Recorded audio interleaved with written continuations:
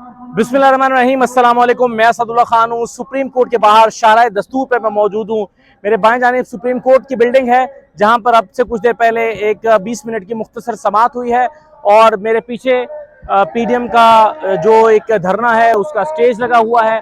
और अगर आप राइट साइड पर देखें तो ये मुस्लिम लीग नून के वर्कर्स का एक काफिला चला आ रहा है। इससे पहले मौलाना फजल रहमान की जमात का एक काफिला यहाँ पर आ चुका है, सुबह जो कि गेट तोड़ के दाखिल हुआ। तो अब इसको आप जरा सिचुएशन को मिलाकर देखें। एक तो सुप्रीम कोर्ट के अंदर कार्रवाई है, बाहर होने वाली तकरीरें हैं और शायद दस्तूर पर होने वाला ये धरना या जलसा है। देखिए, एक बात तो आज तय हो गई जिसके रात खदशात थे, जो हम रात भी बात कर रहे थे सुप्रीम कोर्ट के बाहर से खड़े होके, कि दफा 144 की खिलाफ वर्जी हो गई और जो 245 इन्वोक किया गया है उस पर कोई अमल दरामद नहीं हुआ और इन मुजाहिरीन को शाहराह दस्तूर पर इकट्ठा होने दिया गया है। और हमने देखा कि कारकुनों को मुंतशिर करने के लिए कुछ नहीं किया गया। 25 मई को जब कारकुनों ने डी चौक आना था तो मुंतशिर करने के लिए आंसू गैस के हजारों शेल बरसात दिए गए थे और उसके बाद भी कई दफा हमने इस तरह की सूरत हाल देखी है। तो यहाँ पर आज शाहराह दस्तूर पे हम देख रहे हैं कि कारकुनों को एक खुली छुट्टी दी गई, गेट बंद किया गया था, लेकिन गेट खोलकर तोड़कर फलांग कर ये यहाँ शाहराह दस्तूर पर आ गए और इस वक्त शाहराह दस्तूर पर ये इनका प्रोटेस्ट जारी है।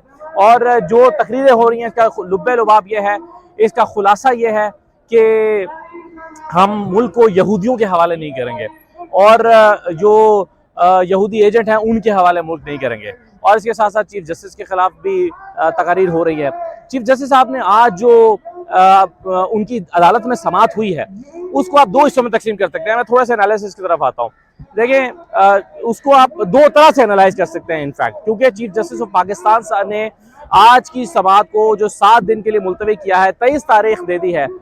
अब 23 तारीख को दोबारा समाअत होगी। इसके को दो तरह से देखा जा सकता है। एक कहा जा सकता है कि कुछ लोगों के ख्याल में चीफ जस्टिस साहब जो हैं वो इस धरने की वजह से मरूब हो गए या इससे मरूब हो गए और ये धरना जो है ये कामयाब रहा दबाव डालने के लिए और चीफ जस्टिस ने आज के केस की समाअत नहीं की और ये इनके दबाव की वजह से ऐन मुमकिन है कि मौलाना फजल रहमान साहब आज प्रेस कॉन्फ्रेंस करके यही कहें और वो कहें कि जनाब देखिए, हमने आइन को बचा लिया, हमने सुप्रीम कोर्ट को जो है वो शबखून नहीं मारने दिया और अपना हथौड़ा नहीं चलाने दिया और इस तरह का हो सकता है वो बातें करें और वो कहें कि हमारा देखिए धरना कामयाब हो गया और आइंदा भी कभी अगर आइन पर शबखून मारा जाएगा या जबरदस्ती इमरान खान के हवाले मुल्क करने की कोशिश की जाएगी तो हम यही करेंगे।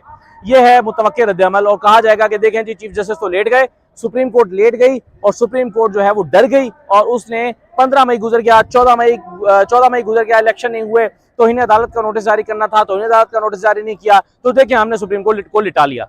एक तो इसमें सूरत हाल ये हो सकती है। दूसरा ये हो सकता है, कुछ लोगों की राय है कि चीफ जस्टिस ने बड़ा टैक्टफुली चीजों को हैंडल किया है और धरने को डिफ्यूज कर दिया है। यानी इस धरने का अब सुप्रीम कोर्ट की समाअत खत्म हो गई, तारीख पड़ गई है, तो इस वक्त ये जो तकरीरें हो रही हैं, धरना हो रहा है, इसको कोई जवाब नहीं बचा। तो दूसरी राय यह है कि चीफ जस्टिस ने टैक्टफुली इसको डिफ्यूज कर दिया सारे मामले को और अब इसका असर खत्म हो जाएगा क्योंकि इनके पास कोई जवाब नहीं है कि एक हफ्ते तक यहाँ पर बैठें, एक हफ्ते तक यहाँ बैठ नहीं सकते और फिर एक दफा मुंतशिर होकर दोबारा से आना ये भी कोई इतना आसान काम नहीं है कि 23 तारीख को ये दोबारा असेंबल हो जाए। तो चीफ जस्टिस ने जो है वो एक तो सोचने का टाइम दिया है और इसको डिफ्यूज कर दिया। लेकिन साथ ही साथ चीफ जस्टिस ऑफ पाकिस्तान ने कहा कि इस माहौल में जो इस वक्त माहौल बना हुआ है, इस माहौल में इलेक्शन की बात नहीं हो सकती या इस तरह का जो माहौल बना हुआ है इसमें दोनों फरीकैन को मामले को कूल डाउन करना पड़ेगा, अपनी इंटेंशन शो करनी पड़ेगी और फिर ही आगे चला जा सकता है। एक तरफ आइन है और दूसरी तरफ जो है वो हालात हैं कि उसको किस तरह से मामले को जो है वो उस पर अमल दरामद कैसे किया जा सकता है। लेकिन अगर आप मेरी राय जाने तो चीफ जस्टिस साहब कई दफ़ा कह चुके थे कि हमने आइन के मुताबिक फैसला करना है। यानी अब आप देखें ना कि आइन 90 दिन में इलेक्शन की बात करता है या 90 दिन गुजर गए तो बेयर मिनिमम टाइम में इलेक्शन की बात करता है।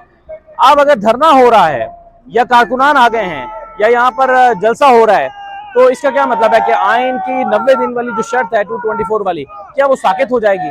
क्या वो उस पर अमल दरामद नहीं होगा? तो क्या अदालतें जो है वो बाहर का माहौल भी देखती हैं या अदालतें सिर्फ और सिर्फ जो है वो आइन को देखती हैं, चाहे आसमान ही क्यों ना गिर पड़े, आइन के मुताबिक फैसला करें चाहे आसमान ही क्यों ना टूट पड़े? तो ये होता है क्या? तो बहुत सारी चीजों, बहुत सारे तरीकों से आप इसको एनालाइज कर सकते हैं। बहुत सारे लोगों की बहुत सारी होप्स थी आज कि चीफ जस्टिस साहब जो हैं वो या तो तौहीन अदालत का नोटिस करेंगे या इलेक्शन कमीशन की जो रिव्यू की दरख्वास्त है उसको मुस्तरद करने के बाद आगे चलने की बात करेंगे, या इलेक्शन के लिए कोई नई तारीख देंगे। तो ये सब कुछ नहीं हुआ, कल की तारीख भी नहीं पड़ी, क्योंकि एक वक्त था कि चीफ जस्टिस ऑफ पाकिस्तान ये कहा करते थे कि हम आज, हमारे पास वक्त नहीं है, 90 दिन गुजर गए हैं या गुजर रहे हैं, तो हमने आज ही आज फैसला करना है। कई दफा चीफ जस्टिस से टाइम मांगा गया कि कल तक इसको मुलतवी कर दें, तो चीफ जस्टिस ने कहा नहीं, कल पर नहीं जाएगा, आज ही हम फैसला करेंगे क्योंकि वक्त नहीं है।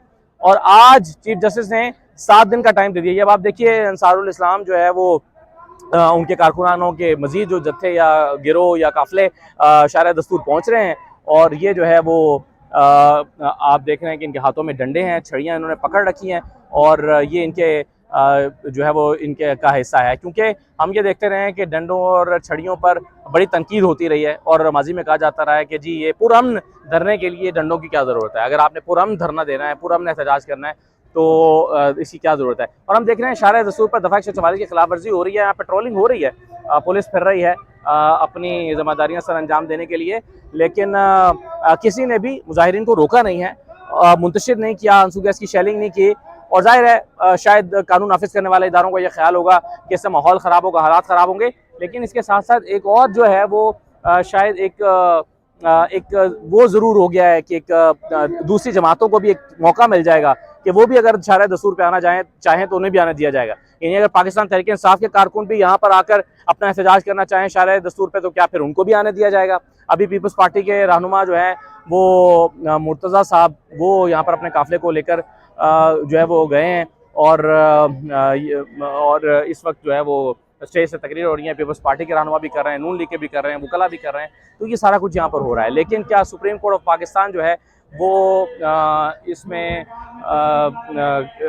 इस मामले को किस तरह से देखेगी, क्या इसका कोई नोटिस रहेगी और इंतजामिया को नोटिस रहेगी, इस्लामाबाद पुलिस इस पर कुछ करेगी, ये देखने की ज़रूरत है। क्योंकि इस वक्त एक मुल्क में एक अलग से एक तारीख़ रकम हो रही है, और ये जो तारीख़ है इसको आने वाले वक्त में अपने अपने अंदाज में रेफ़र किया जाएगा। यानी कोई कहेगा देखिए सुप्रीम कोर्ट फैसला, सुप्रीम कोर्ट अंदर जो है वो समाअत कर रही थी और बाहर सुप्रीम कोर्ट के ऊपर दबाव डालने के लिए धरना दिया जा रहा था, अंदर सुप्रीम कोर्ट में केस लगा हुआ था और बाहर जो है वो एक जत्था आकर बैठ गया था। तो क्या ये एक ऐसा प्रेसिडेंट सेट हो रहा है कि सुप्रीम कोर्ट जब भी कोई केस सुन रही होगी तो सुप्रीम कोर्ट के ऊपर दबाव डालने के लिए बाहर जत्थे लगा करेंगे? क्योंकि दो तरीके से सुप्रीम कोर्ट को प्रेशराइज किया जा रहा है, एक तो बाहर काफिले बैठे हैं और साथ ही पार्लियामेंट हाउस में पार्लियामेंटेरियंस बैठे हैं, और पार्लियामेंटेरियंस जो हैं वो वहां पर तकरीरें कर रहे हैं सुप्रीम कोर्ट के खिलाफ।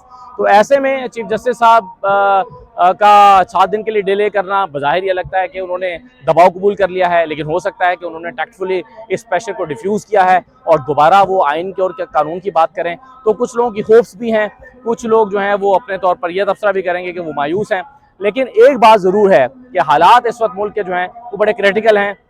इस वक्त मुल्क में इंतशार अनारकी की कैफियत है, इस वक्त मुल्क में बेचैनी और परेशानी की सूरत हाल है, और इस बेचैनी और परेशानी की सूरत हाल में जो है वो कोई रास्ता नज़र नहीं आ रहा, कुछ पता नहीं चल रहा। हर शख्स पूछता है कि क्या होगा, क्या किया जाएगा। इस सवाल का जवाब किसी के पास भी नहीं है कि क्या होगा और क्या किया जाएगा। और लेकिन मैं ये ज़रूर हमेशा कहता हूँ कि ये अफरा तफरी, ये बेचैनी और ये सूरत हाल उस वक्त तक जारी रहेगी जब तक के इंतखाबात पुरअमन तरीके से इंतखाबात नहीं हो जाते, और जब तक के इंतखाबात का माहौल नहीं बन जाता और तमाम फ़रीक़ैन जो है वो इंतखाबात में नहीं उतर जाते, तो तब तक जो है वो ये हालात और सूरत हाल जारी रहेगी। इजाज़त दीजिए, अल्लाह हाफ़िज़।